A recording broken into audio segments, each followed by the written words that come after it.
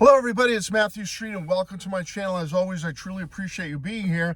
And my friends, it has been fast and furious the last few days with the news about the Beatles Anthology 2025 release, and specifically Anthology Volume 4 coming out as well, and the updated documentary on Disney+.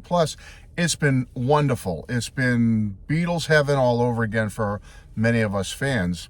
Well, I've made a few videos myself among my friends out there who also have Beatles related channels.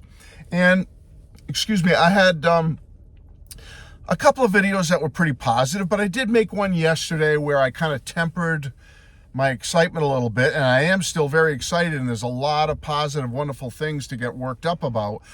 But I did make a video yesterday about my somewhat, the joy and the sorrow, the joy and the heartbreak, the joy of getting a new anthology after 30 years, but a little bit of the heartbreak and the disappointment about some of the things I felt were not quite up to snuff with this release. And many others, I've watched their videos, have some similar feelings about it.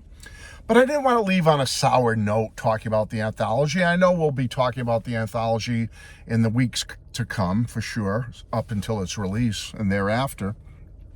So I want to leave you on a positive note.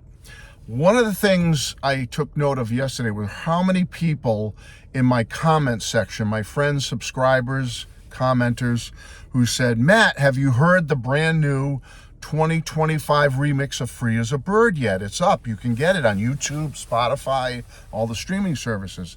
And I had to write back to most of them saying, "No, I was at work yesterday. I haven't had a chance to really listen to it." And basically, I have finally listened to it, folks, and I am here to report some positive, wonderful news from my perspective. And that is, I love the brand new Free as a Bird 2025 remix. Now you might be saying, well, Matt, does that mean you're just totally writing off the 1995 original release of Free as a Bird? Absolutely not, boys and girls. I still love that version. I thought Paul, Ringo, and George, along with Jeff Lynne, I thought they did a wonderful job with that tape of John's for the technology back then, 30 plus years ago, and what they created with John's kind of ghostly or like almost spiritual voice, the way it was mixed in. They only had so much at their fingertips as far as technology and isolating it, but they did the best they could, and I thought it was a great recording. I've always loved Free as a Bird, and I thought, well, can they improve upon it? Well, folks, I believe they have. I believe I can still love the old 1995 mix for what it is. They have not wiped it off the face of the earth. It's still going to be on the brand new release coming in November as part of Anthology 1, but on Anthology 4 will be the new 2025 remix, and it sounds wonderful, folks. They have not changed it or tweaked it too much. John's voice is more upfront, it's more vibrant, it's clearer, crystal clear now.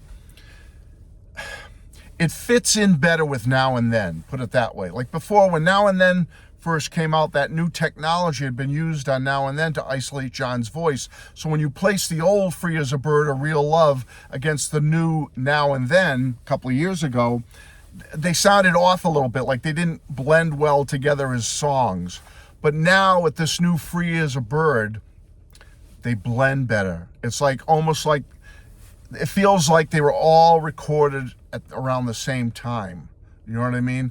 Like, even though many of the parts of Now and Then were recorded back in the day before the Beatles abandoned it, but with the new, clear voice of John on Now and Then, but then the old voice that they had from the technology of 30 years ago, they didn't quite meld well together. But now, and with the hope that Real Love sounds just as good, I think those three final Beatles songs are going to sound fantastic together, because this new vocal of John's on Free as a Bird is wonderful.